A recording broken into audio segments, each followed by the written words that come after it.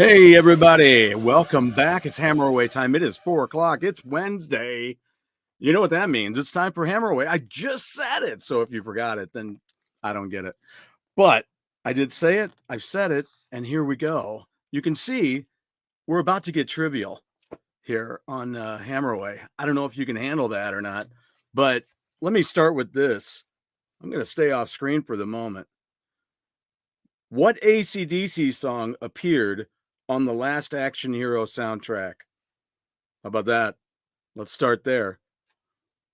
And how about we just stick with that same movie? The Last Action Hero soundtrack included a live version of what Aerosmith classic? I am all about the trivia. Look, it's me. I'm really here. I'm here. I'm back. It's Wednesday. That's when Hammer Away happens. We've already been over this.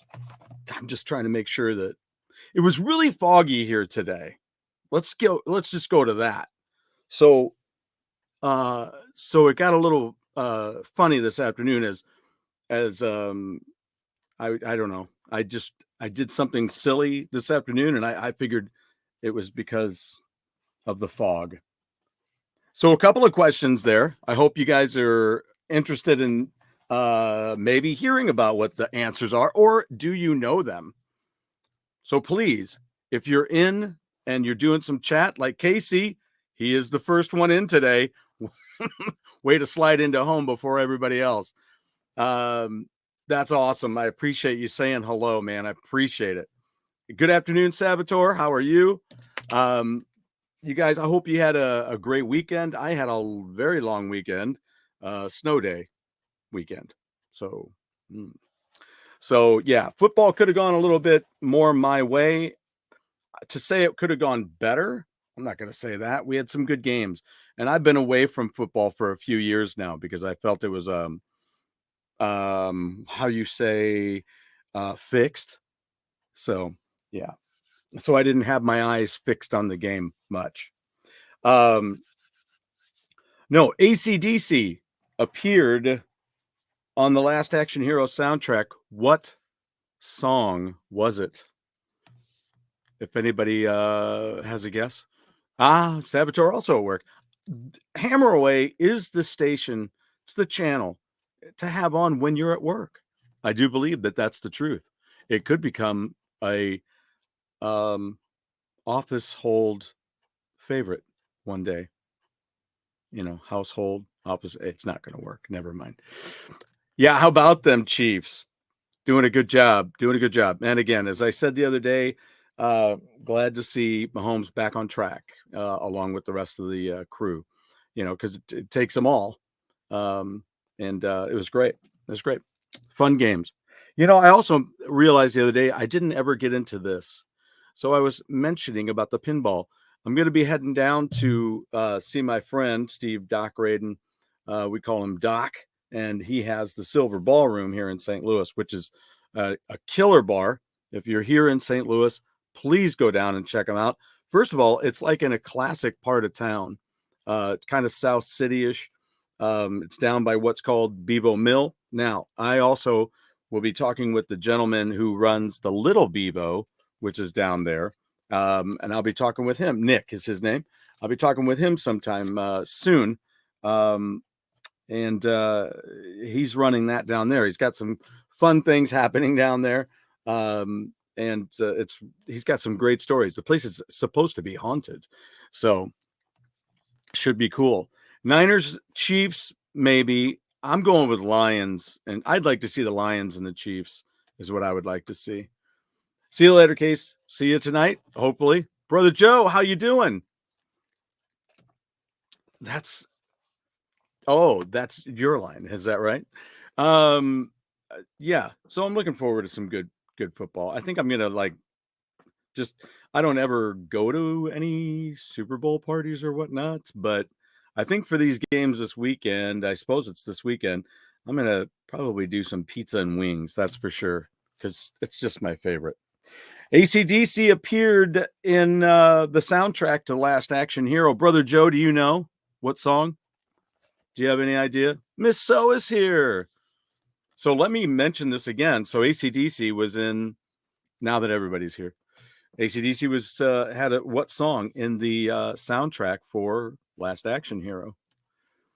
Lots of love going around here. I love it. Ha!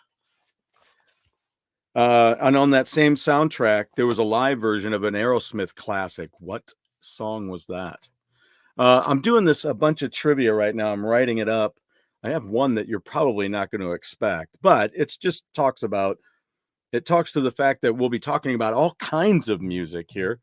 You know, there is this part of us, right? We all have our, well, you could call them guilty pleasures, right? But it's just music, and it's something that for whatever reason sticks with us. It could be that person whose favorite Kiss song is "I Was Made for Loving You."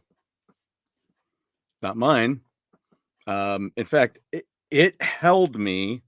All right, I say it held me, but it was the reason that I didn't discover the great songs on Dynasty until many years later, because I wasn't touching that record.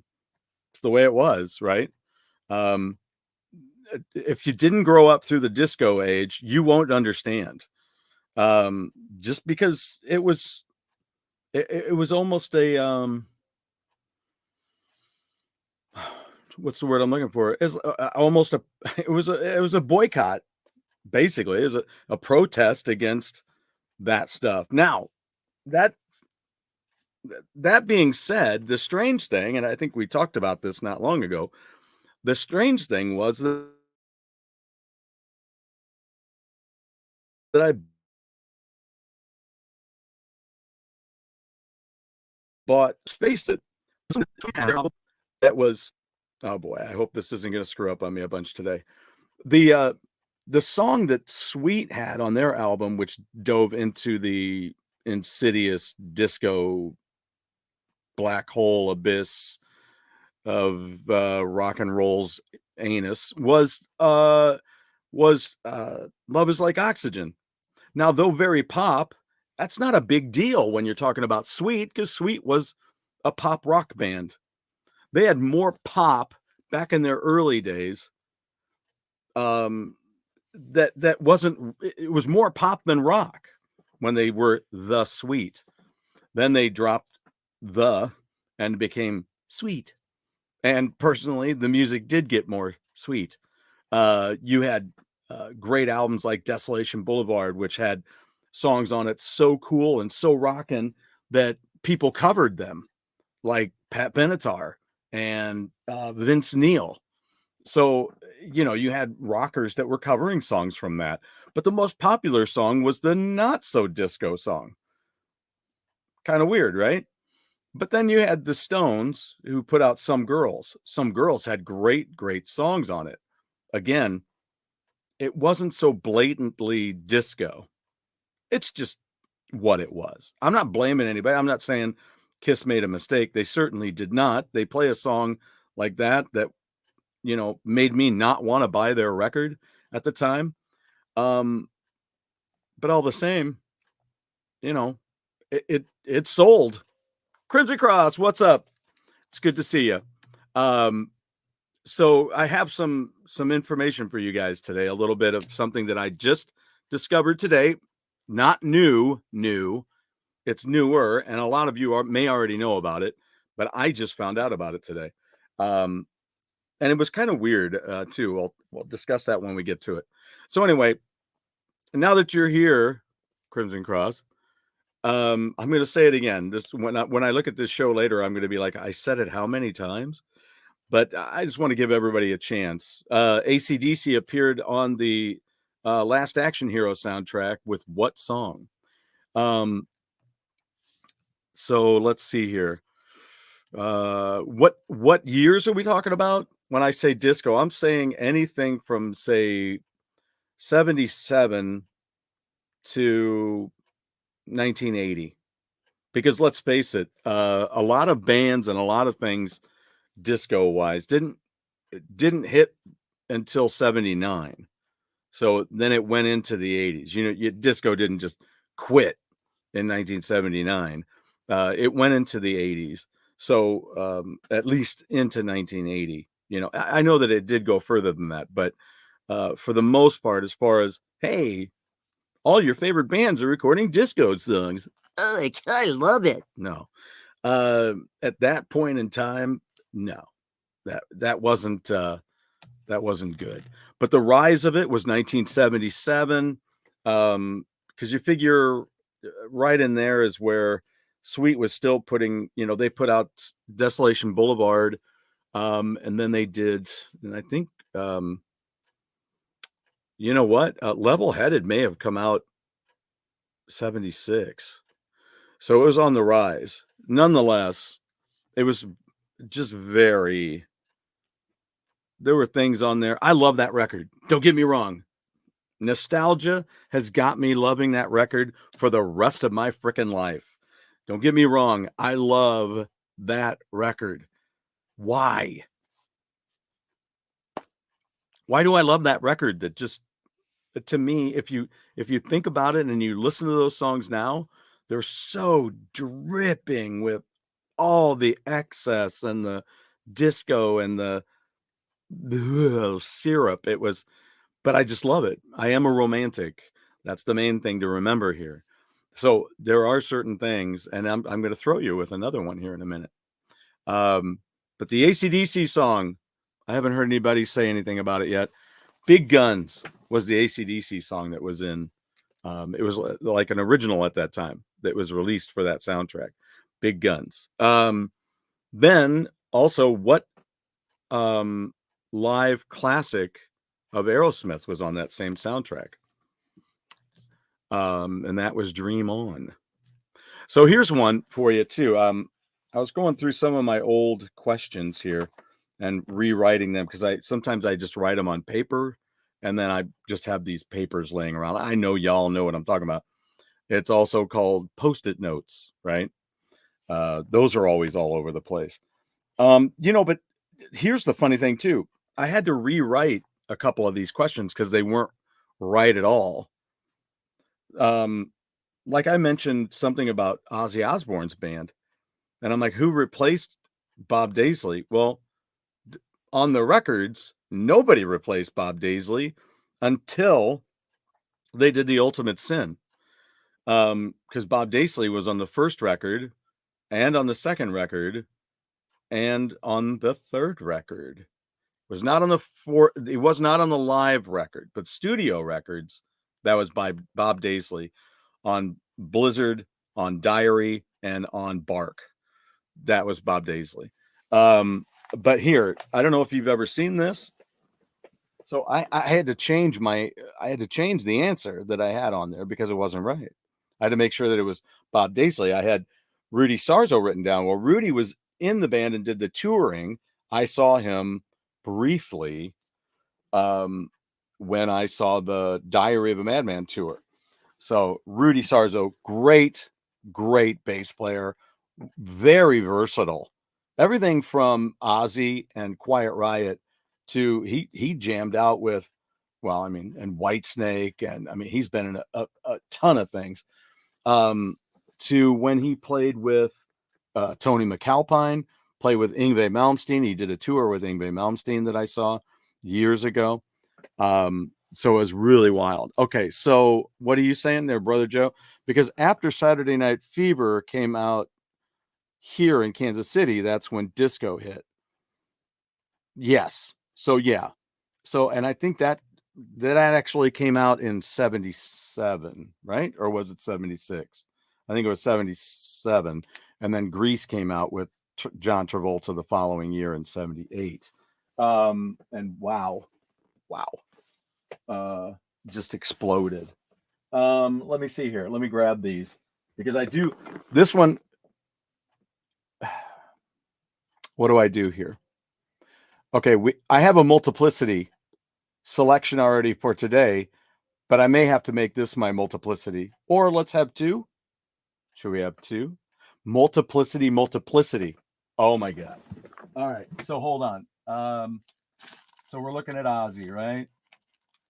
So we're looking at Blizzard of Oz, right?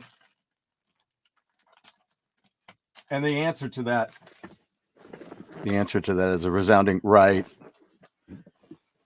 All right, so I picked up a couple of extra things here because I'm just grabbing. Look at that. I love this album. What a great album. But see, well, if you look inside, let's take a look on the back here and see if it says who's in the band. It does not. Produced by Max Norman, Ozzy Osbourne, and Randy Rhoads.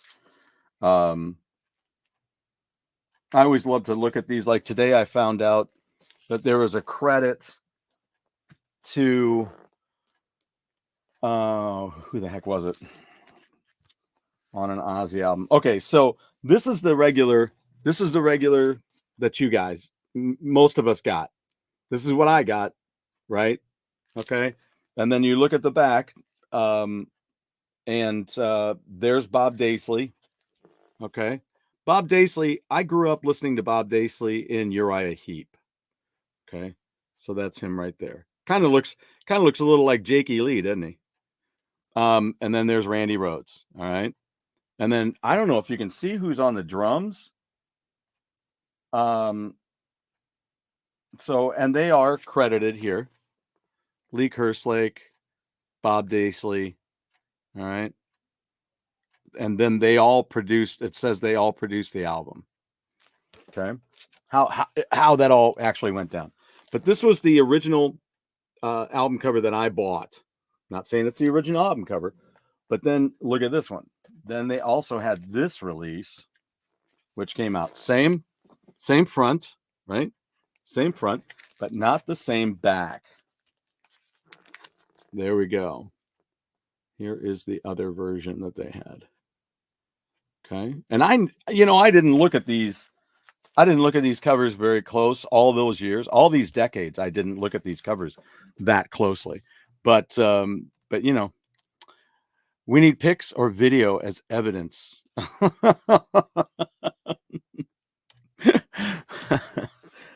Yes, it's got to stand up in Suits, right?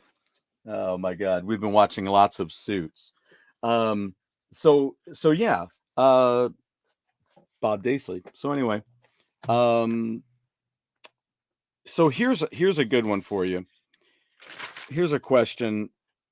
I got into thinking about some Jim Steinman questions and some Meatloaf questions, and here's one for you. This is where we're gonna kind of pull away from the rock and roll for just a second. And I keep looking for this, and I keep not finding it in my. I know I wrote this down, and I'm trying to figure it out. Here we go.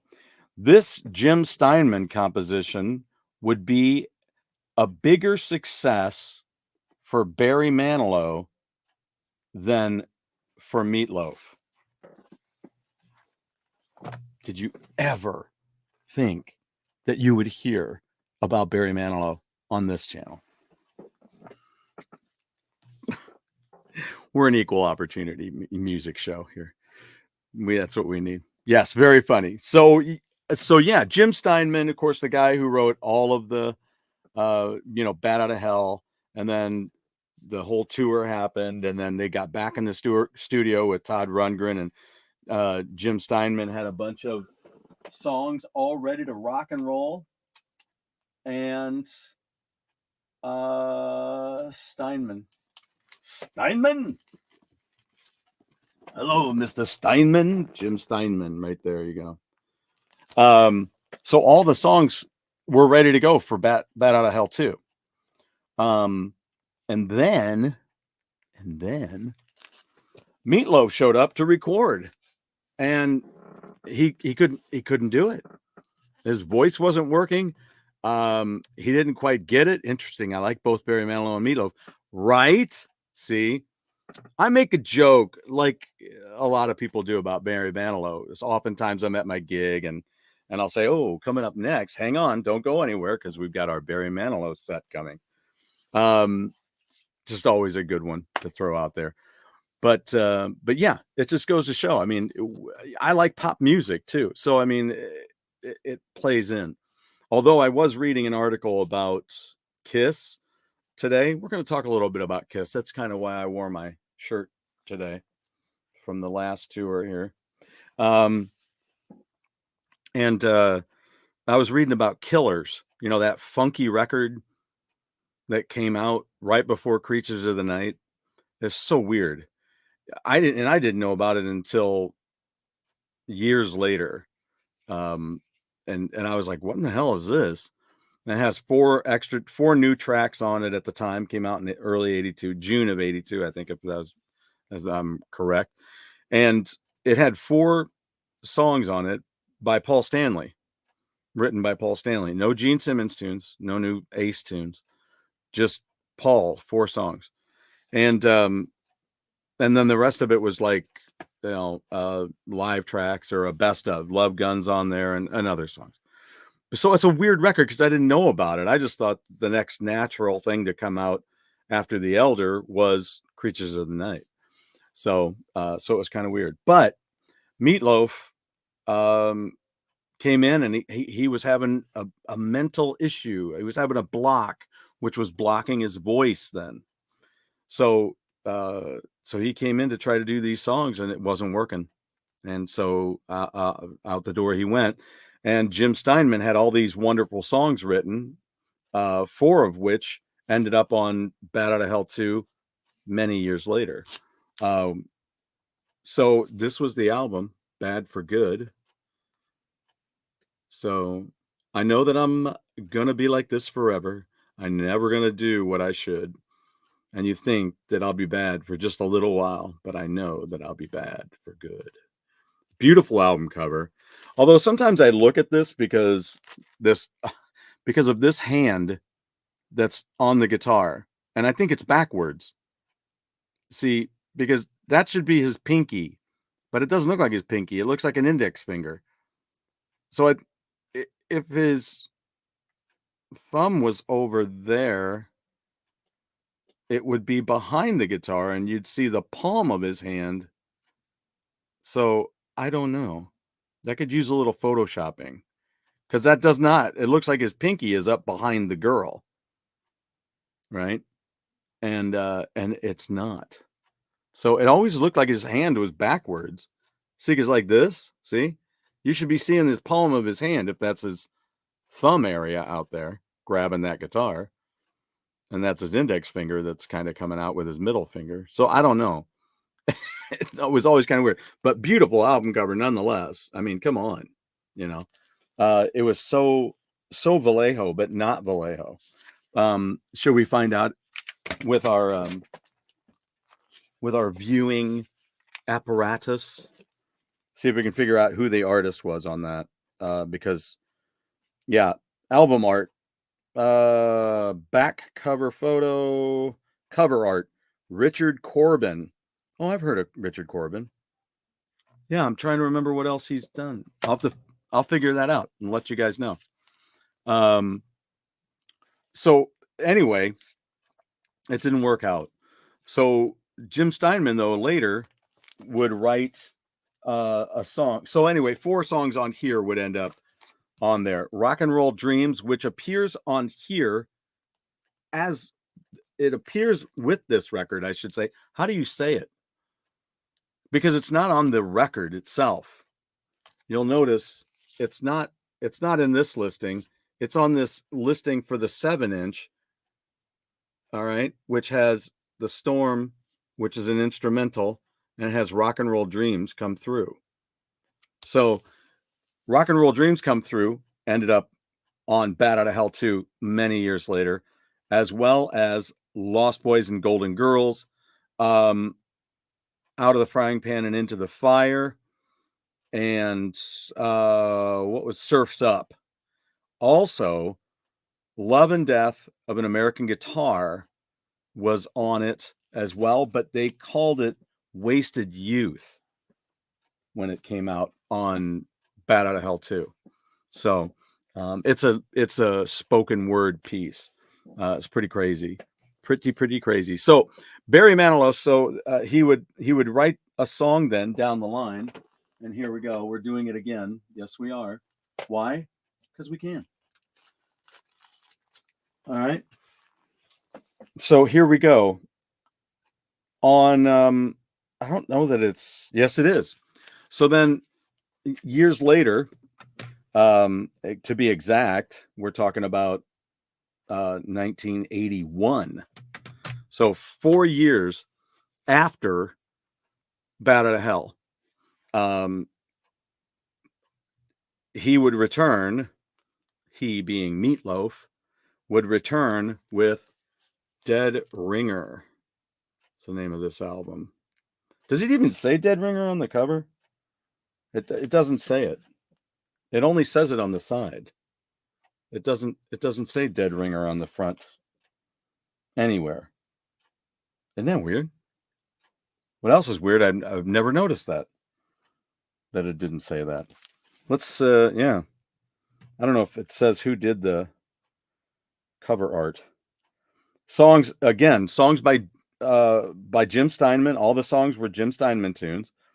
Peel Out, I'm Gonna Love Her for Both of Us, More Than You Deserve, I'll Kill You If You Don't Come Back. It's a love song. Read 'Em and Weep, Nocturnal Pleasure, Dead Ringer for Love, Everything Is Permitted. So here it was 4 years later. Jim Steinman had put this album out in 1981, I do believe, is when this came out. So that would be at the same time. That can't be right. That cannot be right. It is right. It is very right. So how weird is that? Okay, wow. How does it, wow. Okay, these two albums came out at the same time. Jim Steinman wrote all the songs on both these records. This, Jim Steinman, this is not Bat Out of Hell 2.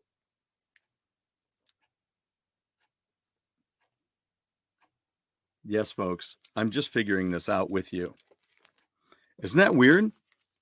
Isn't that weird? So Bat Out of Hell 2 doesn't work out, but he still writes all the material and he still puts out a record on the same year that he puts this out,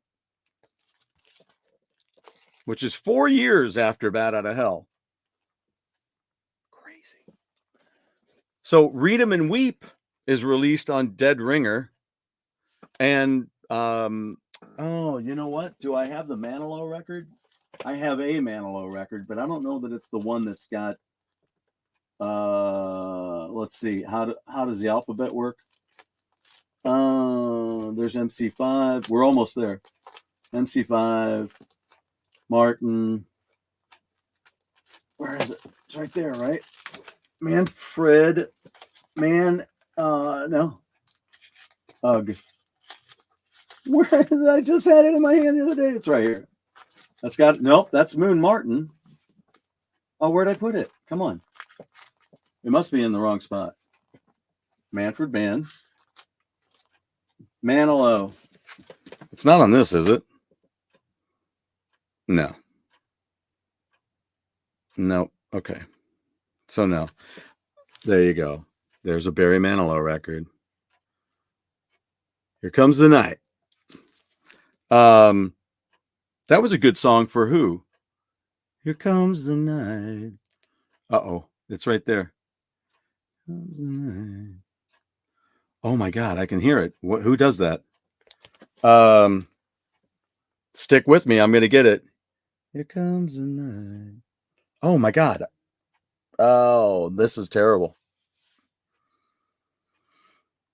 Solo artist. Oh, Bob Welch. That's what it is. Wow. Hold on. I think I can do that too. There's Walsh. There's there's the Who. There's Wayne. Welch comes after that. Where is it? Oh, I'll have to look for that later. I don't know. Don't tell me things are missing. They can't be missing. Anyway, Here Comes the Night. Bob Welch used to be in Fleetwood Mac. Let's see. With all the hard rock Kiss put out, Beth, I hear you calling, was quite different. Well, yeah. Yeah, that's just like Bat Out of Hell when you're talking about that. Thank you for mentioning that because today, Joe, I just was when I was talking about Meatloaf, we were talking about it was produced by Todd Rundgren, right? Bat Out of Hell. And Todd Rundgren was back in the studio to produce Bat Out of Hell 2 when Meatloaf couldn't get that done. So when I'm looking at the credits, my friend and I were like, well, who played guitar? So when I was looking up the credits, it was Todd Rundgren playing guitar on Bat Out of Hell. The only things that he didn't play were For Crying Out Loud and Heaven Can Wait, which I think it's because if I remember right, I have to re-listen to them and know. But yeah, like Beth, you listen to Beth and you're like, the closest thing to anything that anybody in the band would have played is the piano, right? There's no guitars. It's all piano and orchestra. So I think it's the same with For Crying Out Loud and Heaven Can Wait on that Bat Out of Hell album because all the rest of it is that way. Qasim Sultan was the bass player on Bat Out of Hell, so Todd Rundgren brought him over to do that as well. So crazy that Read 'Em and Weep was a bigger hit for Barry Manilow than it was for Meatloaf. And that Meatloaf and Jim Steinman came out in the same year. Dead ringer. Now, one last little bit. This one's for Miss So. Miss So, do you think you can get this one? What mega famous female singer duetted with Meatloaf on the title track for that record? She was in the video as well. Looking pretty good. And I always thought she was like super tall. Was not.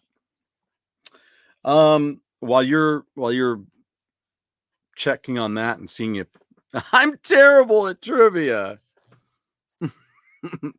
Well, just think about it. 1981, who was, and I even alluded to another one that it's not a little earlier, but around that time frame, who was a super mega popular singer, especially in the disco style, female singer. 1981. And I'll tell you, it's not Olivia Newton-John because that's what I alluded to earlier. Well, hi. Here's my fluffy girl. Here, come on up here. Hey, girl. So here's my fluffy girl. Say hi. Yep. I love having when guests are on the show and their dogs show up. I love having them on camera. So there she is. That's my girl, Daphne. That's my girl. Yeah. You having a good day? I'm going to make her a couple of, you see, she's got her neckerchief on. And I'm going to make her a couple of kiss ones out of the material that my friend gave me. If you remember, we did the makeup together. So anyway, I'm terrible at trivia. I don't remember. I'd have to cheat and look it up. You were in first grade in 81. That's freaking adorable. That is adorable. It was Cher. Cher's in the video. Look it up. She's in a bar. They're in a bar and all this kind of stuff. So speaking of Kiss, that was a big thing too, was Gene Simmons and Cher. And there's the members of Kiss have stopped by to see us today.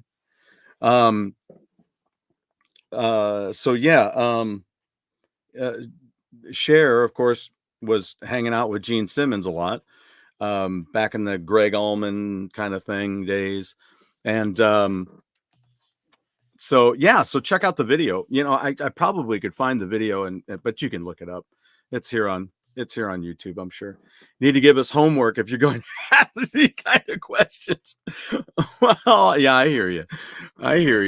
But that's part of the fun, right? It's just to see. There might be a day where you're like, well, I know that, so it could happen.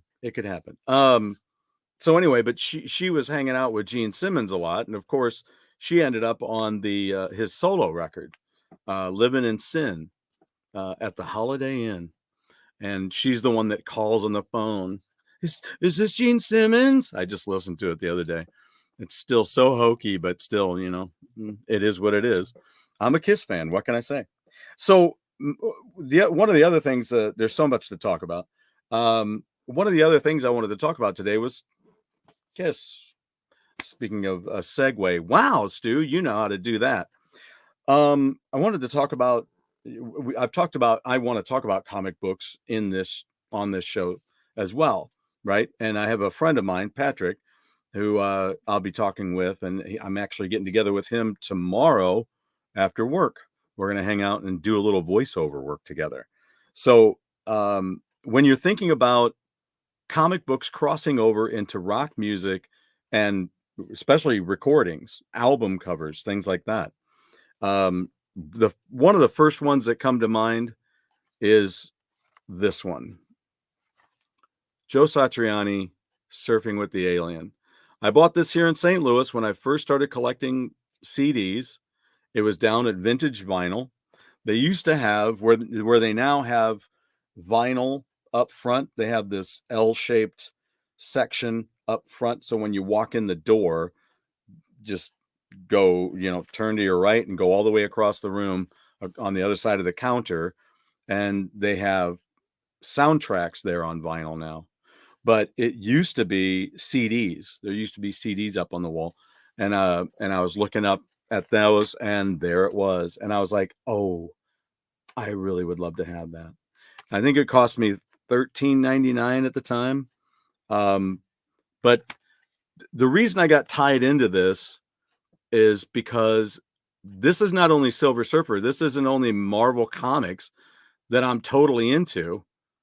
It wasn't like it was DC Comics or something, but not only is this Marvel Comics and Silver Surfer, but that's John Byrne artwork right there. That's one of my favorite artists at that time. John Byrne was, I think he had done some Marvel 2-in-1. He had also done, which oddly enough, that Marvel 2-in-1 series had some of my favorite characters as well. It included Deathlock. He was in that whole string. There was this whole string of around, I think it was around what would be later called the Tesseract, the Cosmic Cube. And there was this whole storyline, had Quasar and is it Nuclear? Is that who it was? But Captain America, Man-Thing, trying to remember who else. But like I say, Deathlock. And it was really cool because I'd been reading a lot of 2-in-1s that were done by Pablo Marcus, and his stuff was good, but it really wasn't my style. It had a weird, interesting look, kind of like Carmine Infantino, which some of this may go right over your heads, but John Byrne was doing all of those, and he had this really cool organic style, which I just loved it. And he also did Marvel Team Up, so I'd read some of his stuff. One of my all-time favorite 2-part stories included Arcade, which is in a video game. Speaking of tonight with Go Game Go, there was a video game which was Spider-Man and the X-Men taking on Arcade, which is that idea is straight out of the comics, out of Marvel Team Up. And so they took on Arcade and ended up in this huge life-size pinball machine. And it was really, really, really cool. I really liked it. So it crosses over. John Byrne. I love that stuff. So there's that. But then also there's long, long, long before that, there was this that started me with comic books and rock and roll. Of course, the Kiss comic book. I mean, I bought it in Jersey at the comic book store. And they had all kinds of stuff there that was cool comic book merchandise. I mean, you see that stuff everywhere. This is the time that's really cool for us geeks to be around, and because all this stuff is collectible, we have so many things we can get now. What are those, Stu? Well, let's take a look. Comic books like this one with Lemmy. I mean, how cool is this? Come on. Let me see where I want to put that. Let's put it right there. What about this? Comic book of Judas Priest. What? Huh? What? With the Defenders of the Faith. That's that pose from Defenders of the Faith. What? What is this? Oh, we have Iron Maiden comic books now with forewords by members of the band. Really freaking cool. This is stuff that when I was growing up and getting into Iron Maiden, I was just like, I love this character. And now we've got a whole storyline with Eddie in it. You know, Eddie, not only Eddie, but Eddie in action, right? So, I mean, look at this artwork. I love it. It's really cool. And what better place for it to have gotten its start than in the pages of heavy metal? There you go. I mean, how cool is that? The Eddie Reaper. I mean, come on. So I have those series of comics. So it's really interesting to see how they come together, especially because of all the way back to Earl of Roseland, when you're hearing about Styx singing about Spider-Man and the Human Torch, you know, doing what they're doing there on the newsstand, right? So it's pretty cool. Mr. Lance Jennings, ladies and gentlemen. How's it going there, brother? Yeah, thank you. Do smash that like button. Thank you, Lance. I appreciate that. It's amazing some of the things that we have to be reminded of some of these days. But yeah, like and subscribe. Hit the notification button if you'd like, because that way you know when this crazy stuff is happening. Even though you know it's on Wednesdays, pretty much. If there comes a Wednesday down the line here that, yeah, you know what, I won't leave you high and dry on it.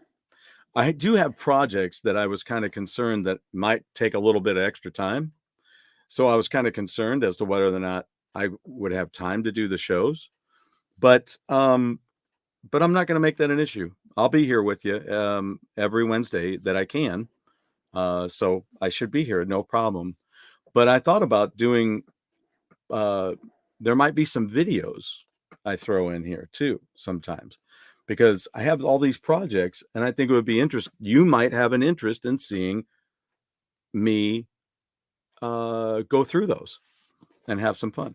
So, because right now I'm getting ready to redo a whole section over here that has all my music books, my comic book books, not my comic books, but my comic book books, and video games, and all my DVDs and Blu-rays of music stuff, whether it's musicals. There's multiple sections to the DVDs. You got to remember that, right? Yep. We all know this, right? Who has, raise your hand if you have a huge collection of something. I do. I'm raising my hand already because I do. Some of us have, and I have a minor collection of these. Should we do this? Because why? Was Angus somebody that they were talking about as a replacement for Ace? I wonder. So anyway, what was I saying? Projects, DVDs. If you have a lot of stuff, you organize that stuff, right? So when I have my movies, what I call my second wall of shame, when I have my movies, then I don't want to go A to Z with everything. Now, it's been said to me from a certain somebody else who lives in the house that possibly it should just go A to Z. But if some night you're ready to watch an action film, Do you want to go A to Z every time to figure out what action film you're going to watch? No. Did Blockbuster Video do it that way? No. So does Nickelflix do it that way online? No. So be sure and get yourself out to Nickelflix. That's my unofficial non-sponsor sponsor today. Check out Nickelflix. I'll put I'll put it out here, and you can check out. I'll put out their website out here. I will, and you will love it. They have free shipping for orders over $25. They have the whole thing set up here where they have gently used Blu-rays, gently used DVDs. They probably have more. They have a lot more DVDs than they do Blu-rays, but they have a lot of Blu-rays. And then if you're here in town, do yourself two favors. Go to Nickelflix, do some shopping, and then go across the street to Federhofer's Bakery. Yum. Get yourself something sweet. And then, you know what? Go to the clubhouse and get something to eat. It's right down the road. I played there. So yeah, and then they have some brand new movies as well. And they have a collector's corner, which has Disney box sets, TV shows, Criterion DVDs, Criterion Blu-rays, Steelbooks, 4K, and anime. If you make it into the store, they have video games as well. And you can get like full seasons of stuff. Like I got a full season of Sanford and Son there for $4. How about that? So I'm going to put this in here, nickelflix.com. And I will put it right in here. Where am I? Here I are. Nope, that's not me. I'm in this one. So here you go. Boop and boop. So be sure and check out Nickelflix. Like I say, $25 or more, you get free shipping. And they're good with their shipping too. I've ordered things from there. Neil Diamond, thank you, Lance. I saw that earlier today. One of my biggest, and I really do. I'm not just saying that. I do appreciate you saying that because I wanted to make mention of it. Which he's younger than I thought. I think he's younger than I thought. He's one of my and Aaron Neville. Wow. I don't know much, but I know I love you. But Neil Diamond was one of my big influences growing up. And I love The Jazz Singer with him. I just watched that.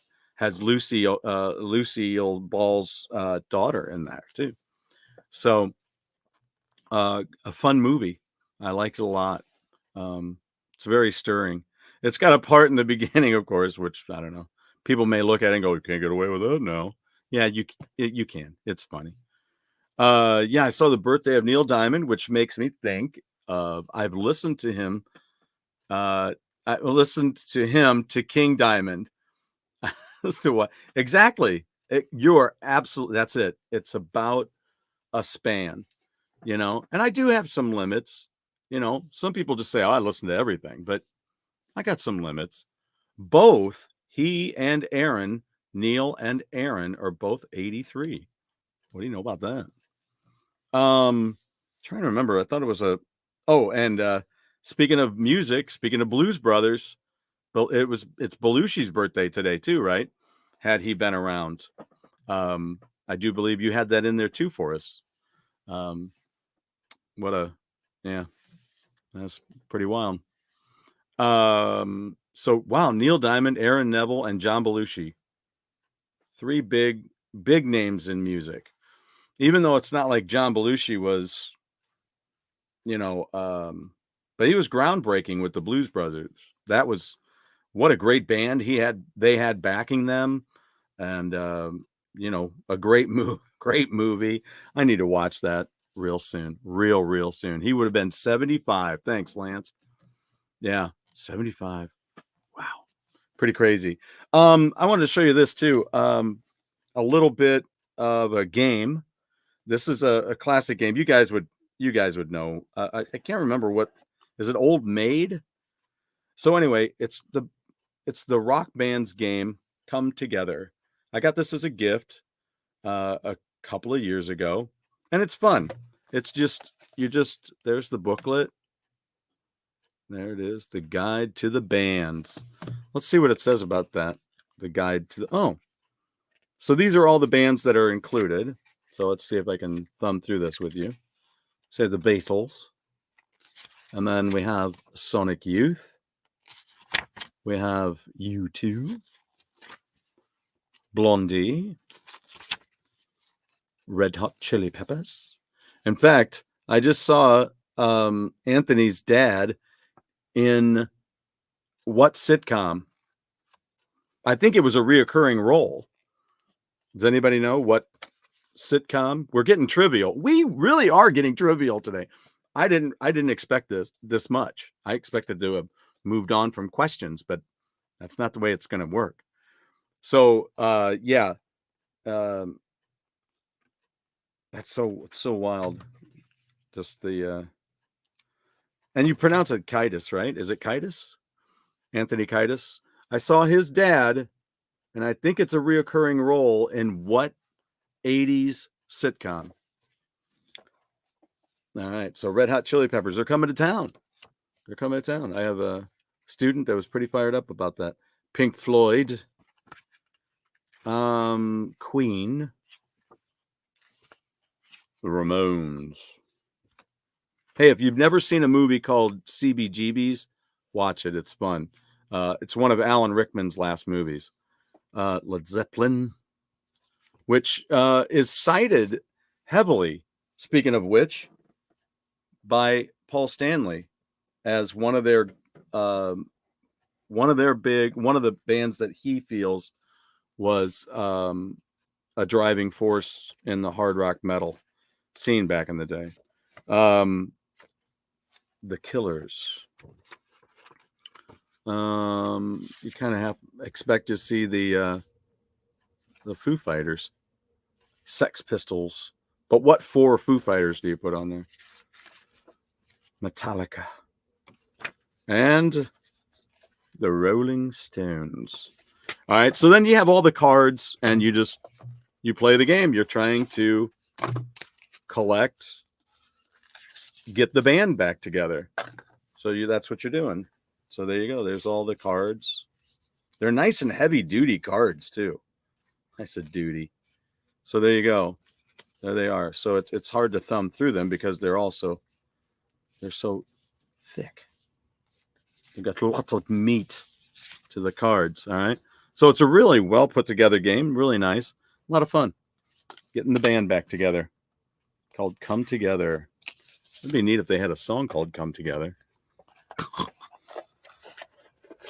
Wait, no, I'm serious. It would be cool. Put the manual back in there. And there you go. It's kind of a neat, package there. Got all the bands there and whatnot. Ta-da. And it's pink and yellow. How lovely. I also found so over the weekend, the reason I wanted to talk about Kiss a little bit today is because first of all, they were huge in being a big jumping off point for comic books meeting music, right? And it's John Buscema does a lot of the artwork for it. How you say that name, it's up to however you say it. I know that it's Neil Peart. I've learned recently that it's Randy Bachman. Who knew? I didn't, because I said it wrong for years. Sword of Shannara. I always thought it was Sword of Shannara. Then I saw an interview with the writer Terry Brooks. It's Shannara. Decades I've been saying Shannara. Absolutely one of the greats. Absolutely. Blues Brothers Band. Yes, thank you. Had Steve Cropper on guitar, Donald Duck Dunn on bass. I actually met up with him. Both were in Booker T and the MGs and played a lot of the Stax records. Yes, for Otis Redding, Sam and Dave, and Aretha Franklin. I was talking about her at school not long ago. So here you go. So even at school today, we were talking about what were we talking about? Power struggles, right? That whole dynamic where you have two people that are on relatively equal ground, and like these two guys, right? Because they're both, still a part of Kiss and stayed beginning to end, right? And they were the driving force on that, keeping it alive. So I heard a great story about when there's three sides of the coin. If you haven't checked that out, check out that podcast. It's a lot of fun. They have lots of information. Someday I'm going to talk to them about talking to them, because I feel the same way about some of the things that they do. We have a lot in common when they say certain things. I'm like, oh, I could be a guest on there sometime. But so they had done the Revenge record, and the first single from it, I believe, was Unholy. So then they were saying, what the next single should be. And the manager had called, that's who they interviewed about this. He called Gene and he's like, I think we need to do Domino as the next single. And Gene said, no, we can't do that. It would upset Paul, is what he said. And I get that. And it's not that, I don't know, some people may think that, but it's not like Paul's a big problem. It's just business. We're partners in business, and moving forward, he knows, especially because Gene knows of all this stuff. Like we started to learn over all these, years, and especially with podcasts and things, with interviews, we started realizing that these guys were in this together, right? And that when Gene stepped away and started doing all of his acting, then it was Paul that held it together, right? And kept driving, which is why you get an album like Killers, where it's got 4 tracks by Paul Stanley and a bunch of other stuff from their catalog. So he kept it together. So he said, no, we got to make the next singles off of Revenge has to be a Paul. And he's like, I'm telling you, Domino's the one to go with. He goes, I know, but I don't want to upset Paul. So there you go. It makes sense. Business-wise, it makes sense, because who knows what would have happened? They just celebrated the end of the Road tour. Who knows if by chance some little thing like that, we think whatever, but I mean, when you're in that band, it's huge. It was like the interview I just saw with or listened to over the weekend. I'm telling you, the other day was Monday. I think it was Monday, my snow day. Total Kiss day. I was listening to Kiss music later on, but I started I started off with an hour and a half from a convention with Paul Stanley, and then after that it was Three Sides of the Coin. I think and they were talking to the former manager. So it was all Kiss all day. So but you don't know. It's like when Paul was talking about the what is it, Tom Snyder interview, right? We all love that. Well, I think we all do. If you're a Kiss fan and you've watched it, you love it. Why? First of all, you get to see Ace Frehley talking a lot. Normally we get Paul and Gene and some of the other guys, right? Like Kiss Confidential and what was the other one? Shoot, it's on the same DVD.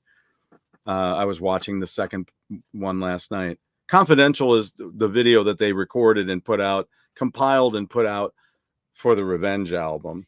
It's got some cool live footage on there and things like that.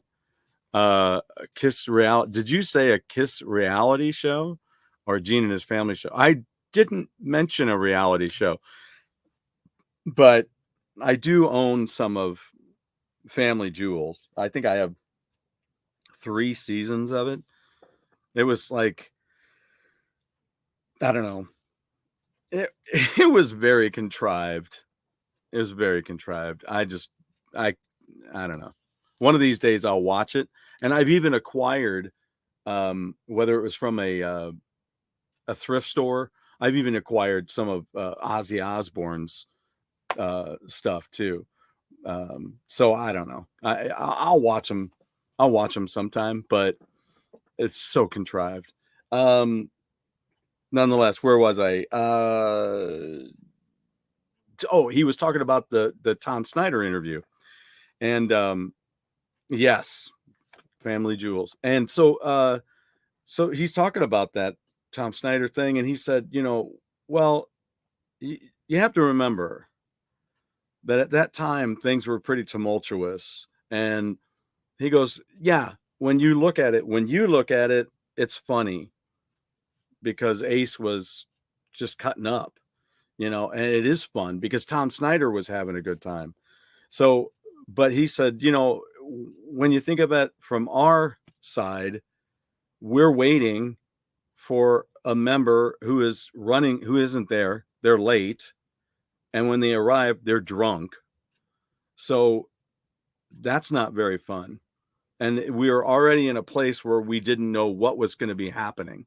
So, it was looking like, these members were not working out. What's up, Scott? How's it going? And Ace was talking so much because he was so drunk. Yes. So, and like I say, it's funny. I love watching it. I think it's even though, yes, they say he was so drunk. I mean, he was on point comedy wise. You watch it, and for us who are watching it, it's funny. He was on point. I mean, let's face it. You watch it, and Tom Snyder feeds him a line, and Ace is right on top of it. So it wasn't as if it wasn't like some interviews where people are drunk and or high or whatever, and it goes off the rails like stupid, like, oh my God, shut up. It wasn't like that. He was so on point that it was just crazy. Funny. So yeah, funny for us, and I get it. Totally not funny if you're in the band, because there was a lot happening. I mean, when you're in a relationship like that, like a band, it's like that. It's like that. Some people, I don't know. Some people still don't get it. It's like, oh, let's do that. Oh, well, that sounds cute and all, but it's not really like that. This is what it's like from my side. This is what it's like to deal with this, whatever it is. So in their case, well, Steve Perry, when they did their Behind the Music for Journey, Steve Perry was complaining about Neil Schon coming in drunk, but Neil Schon did his job. Neil Schon came in, may have been a little tipsy, according to what, allegedly tipsy, but killed that guitar solo in one take. So I don't know. What are you gonna? He knows he's paying the bills. He knows what's going on. He's gonna take care of it. Gene was so annoyed. Well, yeah. Here's another one. Gene, and you know what, Scott? Thanks for mentioning that, because because there you go. Okay, so we're on the other side of this interview, right? We're not in the band. We're not worried about that. We're laughing our asses off because here's Ace Frehley on freaking point. May have been tipsy, but on point with his humor. And Gene sitting back with those eyes, he's just like, not even barely moving his head. It's just kind of disgusted with with what's going on. But there's no stopping it. And Paul, you can tell Paul's kind of annoyed as well, obviously, but I think Paul also understood that even though they may have been upset with him, but he knew he was on point, and he wasn't doing anything that was, if you'll excuse me, out in outer space. It wasn't like he was like, oh yeah, whatever, it was funny. It's funny to watch. It's because we're looking at it going, oh, look at Gene. If you're really into Kiss and all this, you're looking at it going, oh, Gene. So part of it is that's funny because we know how pissed he was. But he was on the Merv Griffin show, man. I'll tell you what. Here you go. That's a good way to think about this. Gene Simmons on the Merv Griffin show in the early days of Kiss was more awkward than Ace Frehley on Tom Snyder's show. Let's face it.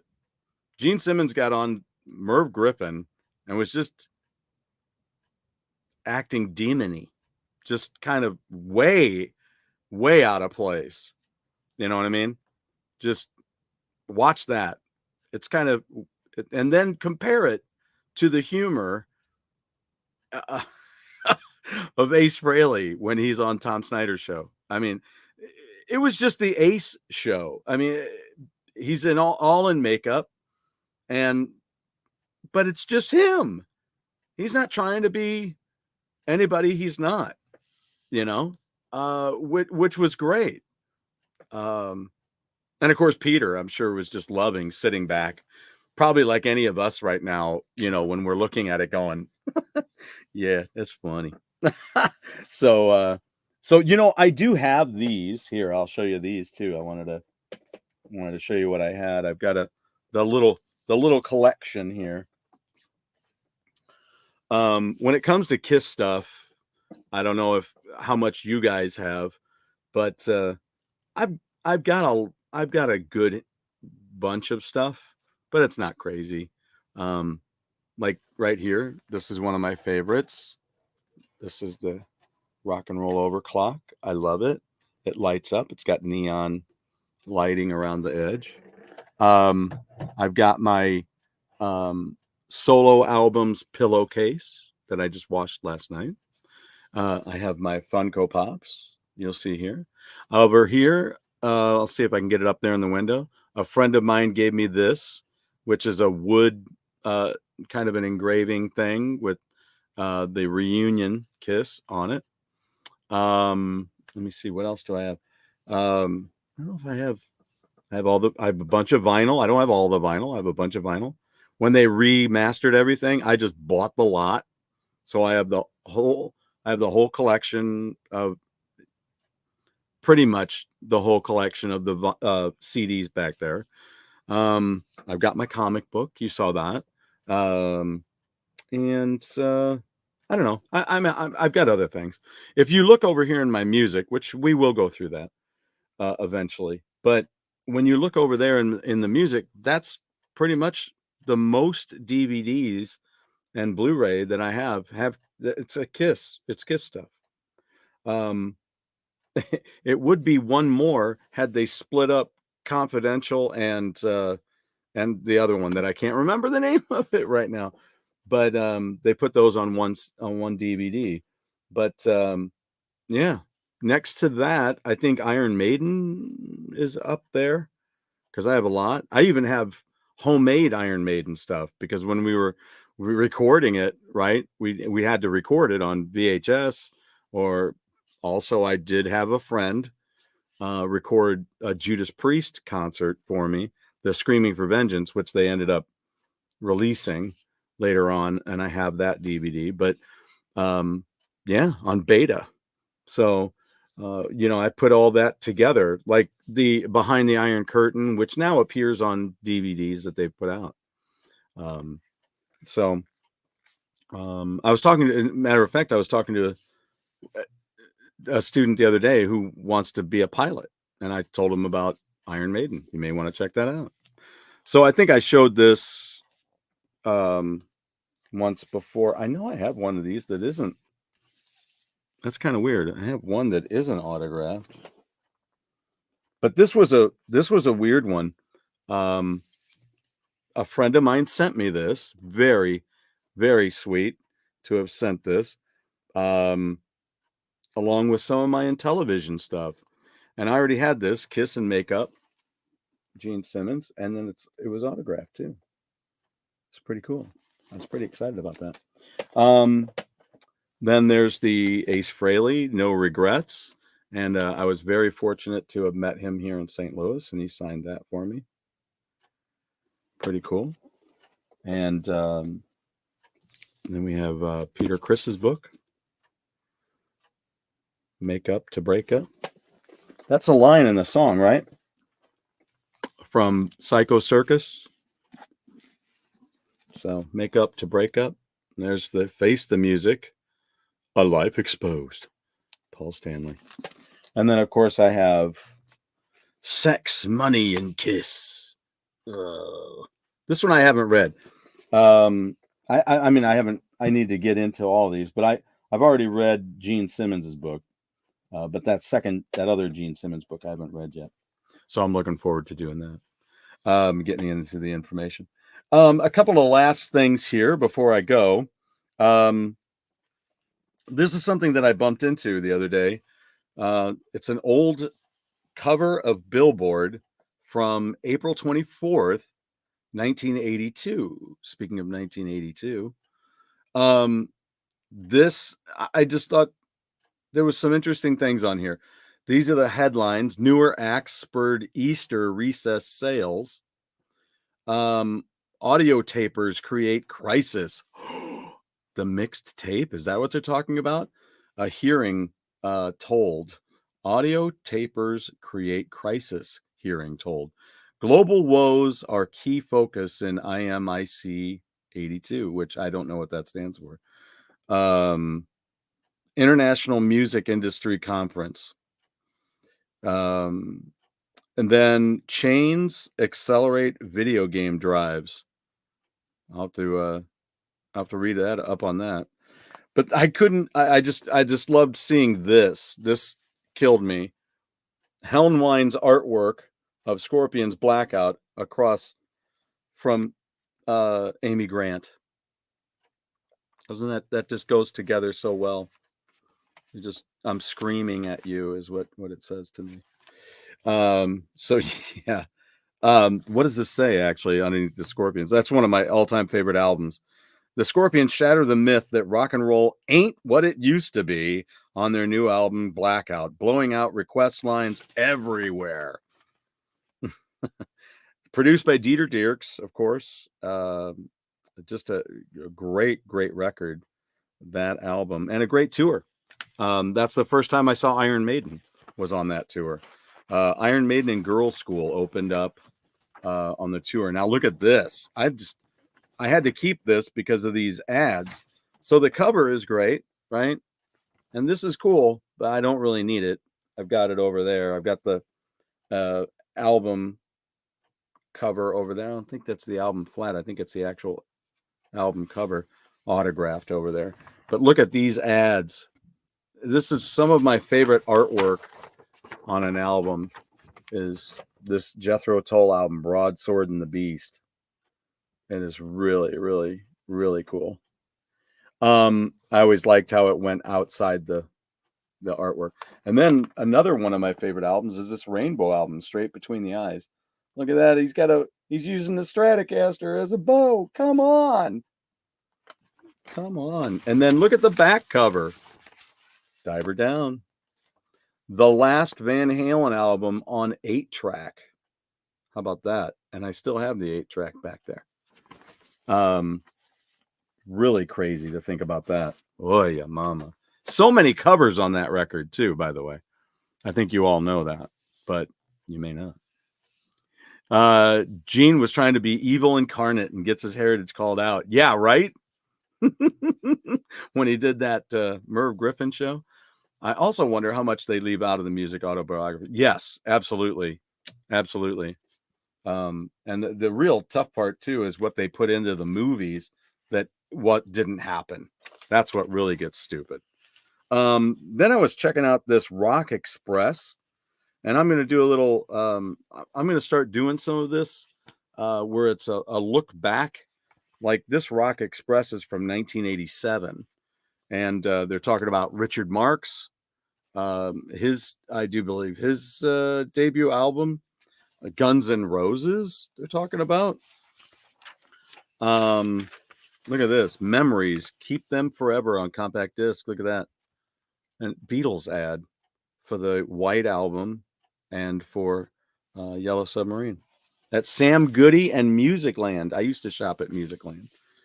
I remember Sam Goody as well, but we didn't have them where I grew up. Look at this cool picture of Sammy Hagar. And what's on the backside? Yeah, a whole article about Sammy.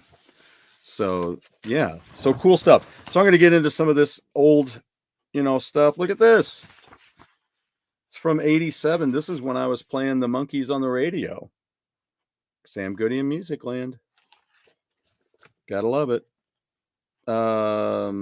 Michael Douglas in Fatal Attraction. That's crazy.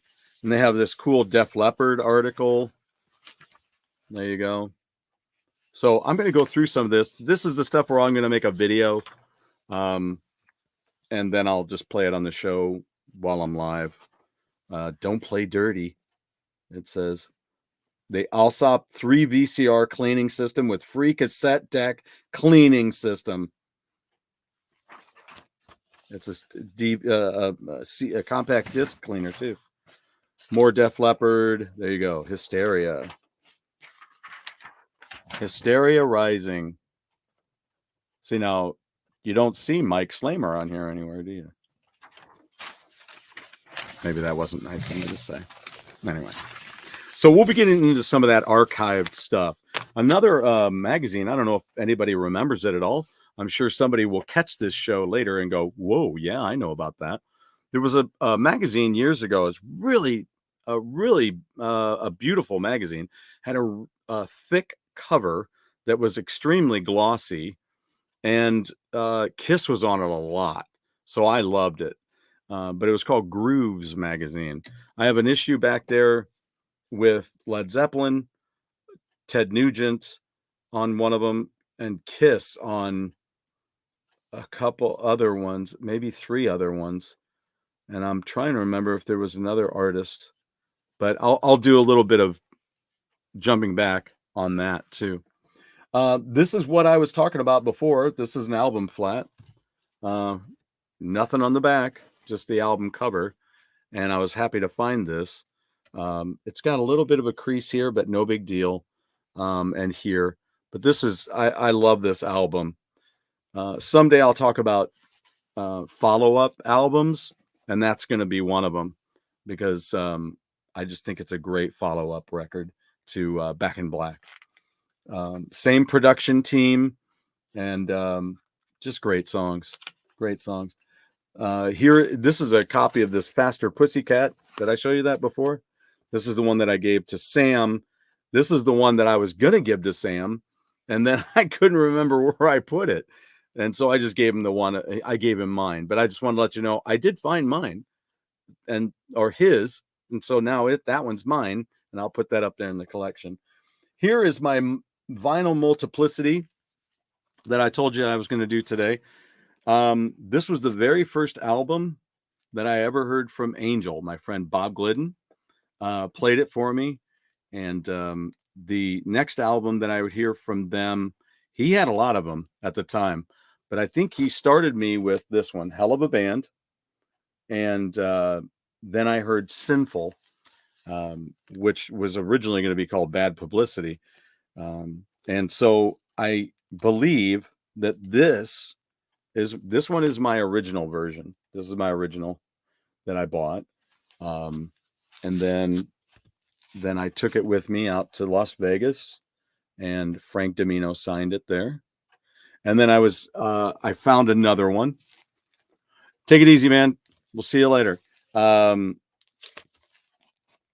then the next one, I found this other one, which was a cutout. It's got the corner cut. And I had Punky and Frank sign that one. So there you go. Hell of a Band, Multiplicity. Got a couple of copies of it. Just a beautiful cover. I loved it. When he showed it to me, it was right up my alley. I was so excited to check it out and hear it. And the stuff he played me off of that was just amazing. I will definitely be sharing one of my all-time favorite albums by Scorpions. Blackout is definitely right up in there. And but vying for those top spots, there's a classic, one of the last, what I would say classic Scorpions albums. I'll chat about that with you later. I think that is about it, unless, you know what? Do we have a few minutes here? We do. Let's go ahead and do an unboxing, shall we? I should save this for some other time, but I'm not gonna. So I think I got two things in here. I'm just gonna take the top one. All right. It looks small. It's looking kind of. You ever do that at Christmas time, right? Do you ever disguise your gifts at Christmas when you're wrapping them? You're like, if I just wrap this like this, they're gonna know what it is, right? I'd always ask for vinyl. So if it looked like this size, I knew that I was getting a record that I asked for. But sometimes I could get thrown off, because sometimes it might have been not an album. It was the calendar that I was talking about, right? Like my buddy got me the Boris Vallejo calendar. Oh, the lovely sound. Tearing it open. Let's see what we got. Now this has been here for a while. Okay. So this is not like just showed up. This has been here for months. What do we have? I should have waited. Should I have waited? Oh my goodness. Oh, wow. Wow. Wow. See ya. Okay. Wow. Okay. Wow. Wow. Wow. Wow. Wow. As one of my favorite podcasters, Ryan George, would say. One of the members of this band is going to be on the show next month. Right now he's out doing some touring with Wayward Sons. They're back on the road over in the UK. They're doing I think I'm trying to remember if it's outside the UK or, but oh my gosh, this is the first album I ever heard by these guys. And I found this CD and I just had to get it. It was a Japanese import. And it's got an extra track on it. And of course, I'm talking about Toby Jepson in Little Angels. Don't Pray for Me is the name of the album. What a great record. If you've never heard this, here's Toby right here. This is Toby Jepson right there, who's now in Wayward Sons. He fronts that band and has shorter hair. But so is that what that song says? Ha! Hilarious. I think that I've buried my viewing tool. So what we do then is I'm going to look like a bright crap. Move In Slow is the name of the extra track here. This is such a great record. Do You Want to Riot? That's the t-shirt that I just got. And then it's got Kick Hard is on here. Big Bad World. Kicking Up Dust. Broken Wings of an Angel is great. Bitter and Twisted. Promises. When I Get Out of Here.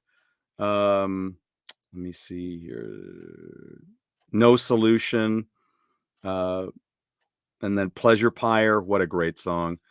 And then Radical Your Lover and Move In Slow is the track that I've never heard. So this is fantastic. Wow. Thanks for being with me when I did that. Wow. Yeah, Toby. So I'm just going to tell him that I just opened this up, and we'll get a date on the calendar. I'm talking with, I gave Chip Zanuff a call yesterday. I'm trying to catch back up with him. Hopefully he'll be with me next week on the show. He'll be here soon. I do know that.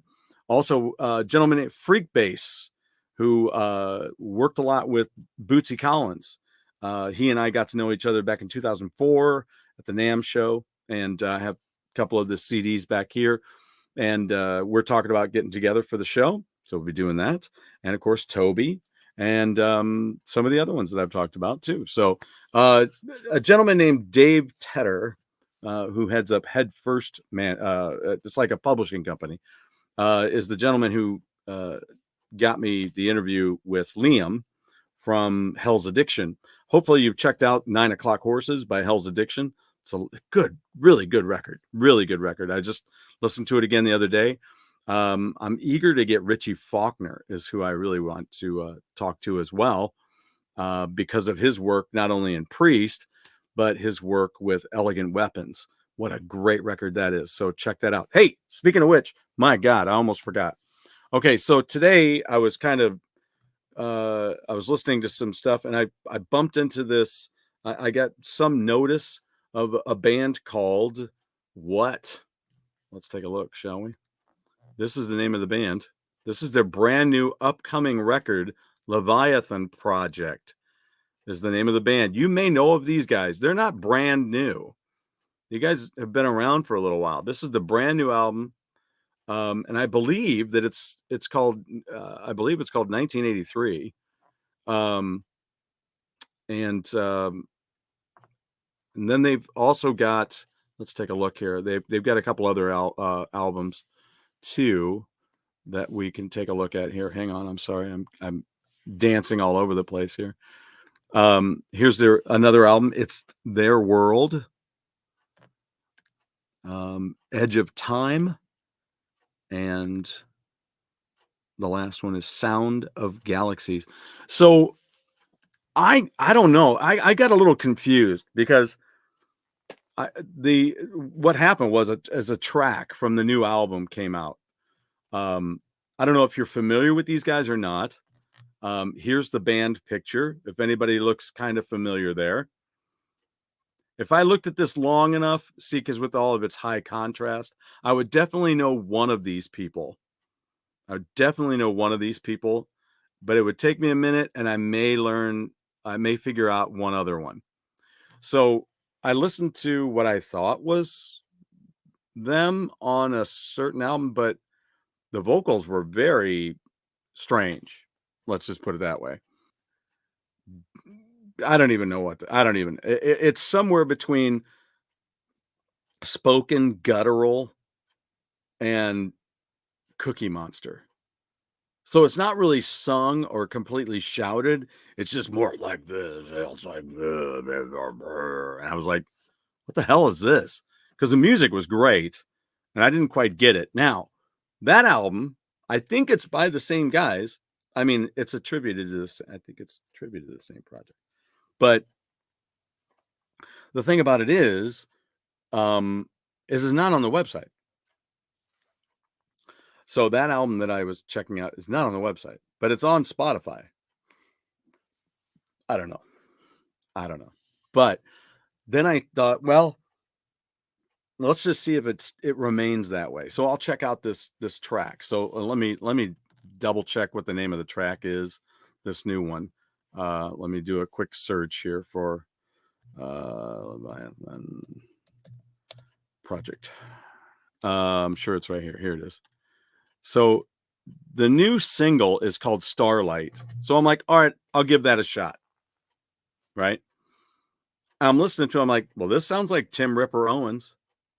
So I went ahead and I looked it up, and sure enough, it's Ripper Owens. Let me see if I can tell you about this a little bit more, because you should know about it, especially if you're a Ripper Owens fan like I am. I really enjoy his work. I enjoyed what he did with Judas Priest.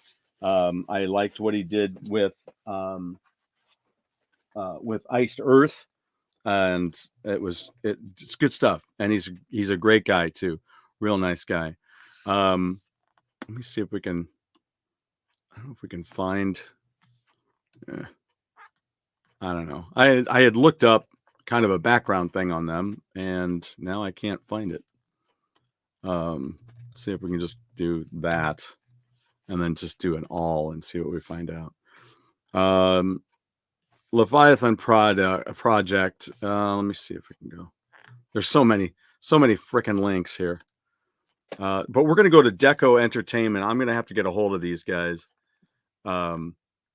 Leviathan Project is a powerful metal ensemble featuring Tim Ripper Owens, which they say KK's priest, Vinny Appice, which you know Vinny from Black Sabbath and many other things. Bobby Colbley from Death, and Matt Nardo, who is a producer, and Tom Kay from Brittany Fox. Collectively, they tap into the late 70s and early 80s sound that defined the generation. The result is an aggressive and captivating group that combines traditional metal with soaring melodies, haunting vocals, and other worldly guitars. So it's really cool. They have some 1982 is what it is, I guess. They have it in Roman numerals. So they have different packages out there you can buy.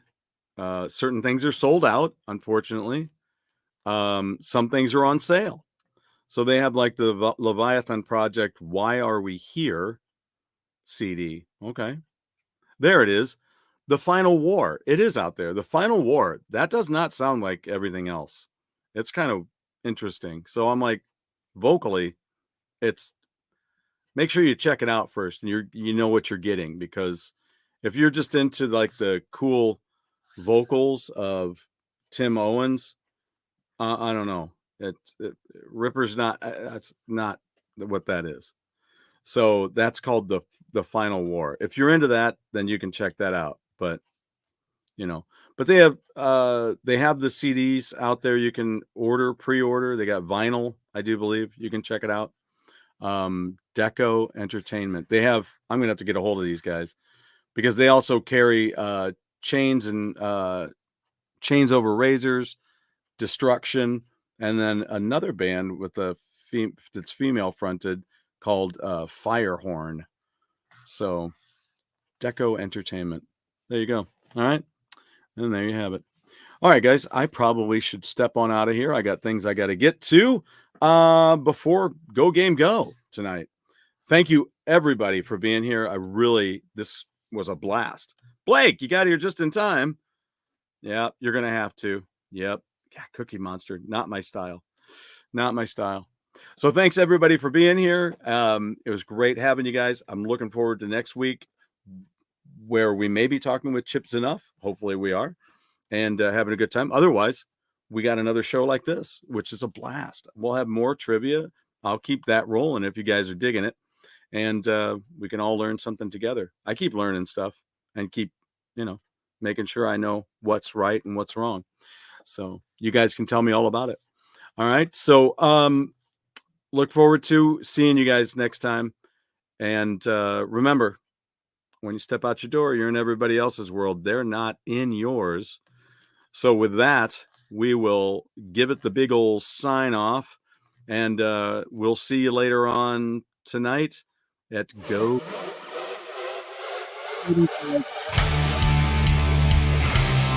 Rocket.